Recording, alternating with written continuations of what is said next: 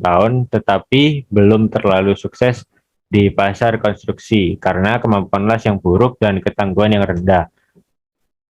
Industri baja telah melakukan banyak upaya dalam pengembangan baja kinerja tinggi baru dengan karakteristik berikut dalam kaitannya dengan baja konvensional. Yang pertama, kekuatan dan ketangguhan yang lebih tinggi. Yang kedua, peningkatan kemampuan las dan penurunan sensitivitas terhadap retak yang disebabkan oleh hidrogen. Yang ketiga, ketahanan korosi yang sama atau ditingkatkan. Polimer yang diperkuat serat.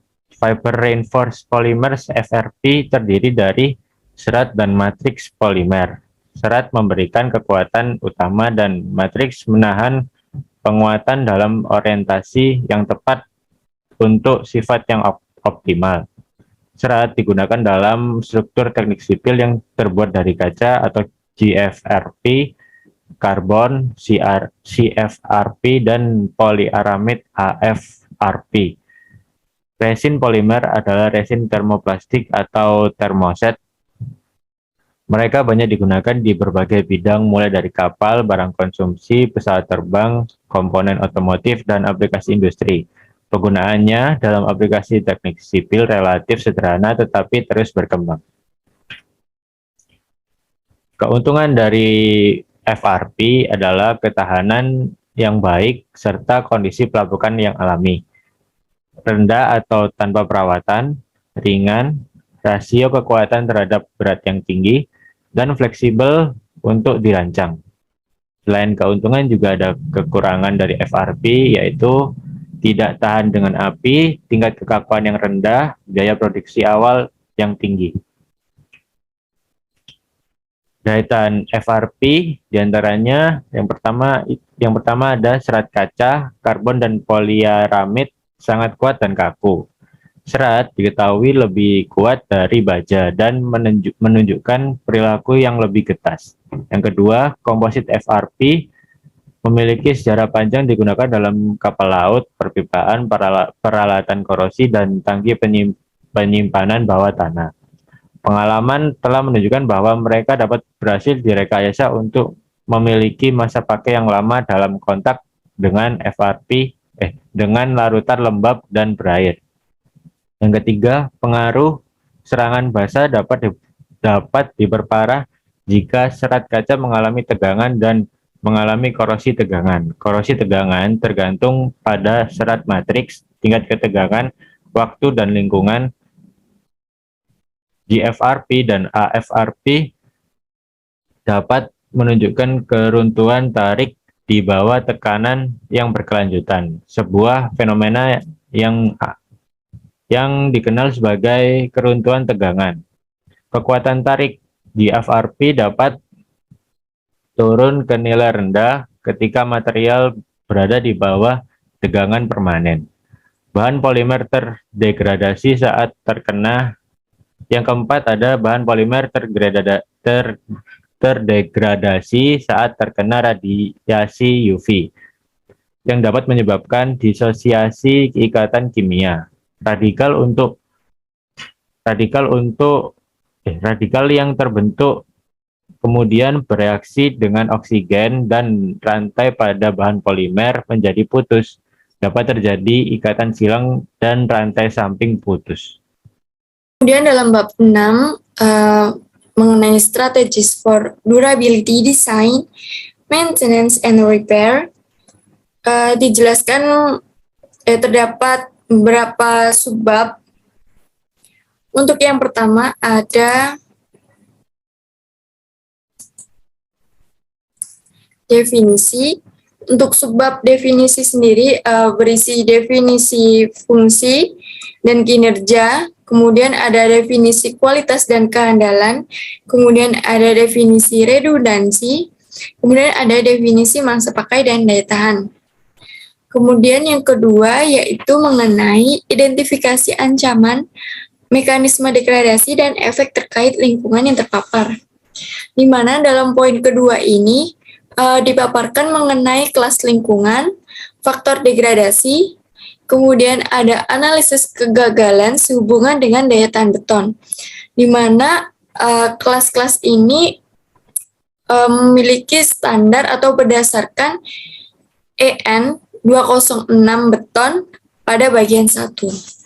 Kemudian yang ketiga, subbab ketiga yaitu pendekatan desain untuk masa pakai.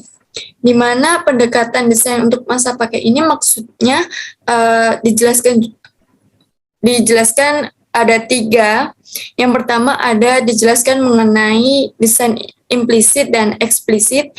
Kemudian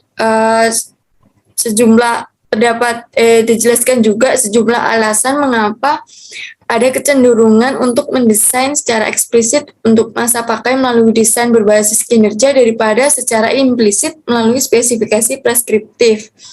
Dan di sana juga dituliskan 6 alasan. Kemudian untuk yang kedua, yaitu dijelaskan mengenai dasar menggunakan desain berbasis kinerja. Kemudian yang dijelaskan yang ketiga, yaitu dijelaskan mengenai langkah-langkah menggunakan metode berbasis kinerja. Kemudian untuk subbab keempat, yaitu pendekatan probabilistik untuk desain umur layan, di mana dalam pendekatan probabilistik, probabilitas kegagalan dan tingkat kerusakan juga perlu diperhitungkan. Di mana kita harus memperhitungkan yang pertama, desain struktural, yang kedua, desain yang tergantung dengan waktu, maksudnya itu desain beban atau kapasitas yang dapat berubah dengan seiring waktu. Kemudian yang ketiga, memperhitungkan daya tahan plat. Kemudian dijelaskan juga mengenai studi kasus desain masa pakai terowongan Scheldt Barat yang berada di selatan Belanda. Kemudian dijelaskan juga mengenai strategi pemeliharaan. Untuk subbab kelima ini dijelaskan mengenai dalam mendesain umur layan harus mencakup pemeliharaan struktur dan selama tahap desain pilihan dapat dibuat antara meminimalkan pemeliharaan atau mengoptimalkan biaya siklus hidup atau mengoptimalkan efek lingkungan dari struktur. Kemudian dijelaskan juga mengenai tujuan strategi pemeliharaan, di mana tujuannya yaitu supaya dapat memperbaiki struktur dengan cara maksimum, cepat, dan dapat menggunakan biaya yang minim. Kemudian dijelaskan juga mengenai faktor strategi pemeliharaan melalui struktur, mekanisme degradasi, dan situasi yang bersangkutan. Kemudian untuk subbab ke-6 mengenai biaya siklus hidup atau life cycle costing, di mana memiliki definisi total biaya untuk memiliki, mengoperasikan, memelihara, dan membuang atau mendaur ulang struktur atau sistem bangunan selama periode waktu tertentu. Yang dimana sebab ini dijelaskan juga mengenai biaya kepemilikan, pengoperasian, dan pemeliharaan, serta pendekatan probabilistik. Kemudian subbab terakhir yaitu penilaian siklus hidup lingkungan, di mana standar yang digunakan atau standar yang sedang dikembangkan untuk menilai dampak lingkungan dari bangunan adalah standar ISO 14040 tentang penilaian siklus hidup.